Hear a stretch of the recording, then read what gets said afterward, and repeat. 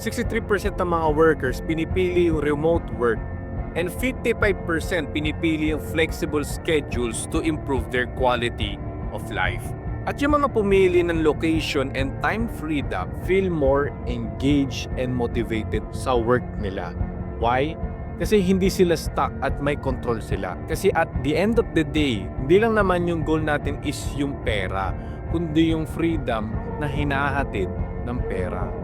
Nung sa simula pa lang ako, gusto ko magkaroon ng freedom na hindi lang ako hihingi ng pera sa mga magulang ko. Hindi na ako magdadala ng baon, hindi ko na need na magpaalam kahit kanino in terms of time, financial, and location freedom. Sobrang importante din dito na alamin mo yung why mo. Ano ba yung freedom na hinahangad mo or yung reason behind kung bakit ka nagpupursige? For me, gusto kong masuklian yung paghihirap na dinaranas ng mga magulang ko. Akala nila, hindi ko gets yung mga panahon na yun. Pero dahil doon, nagtrabaho ako para bago sila yumaon, mapakita ko man lang sa kanila na I'm truly grateful. And I'm grateful na everything worked out naman.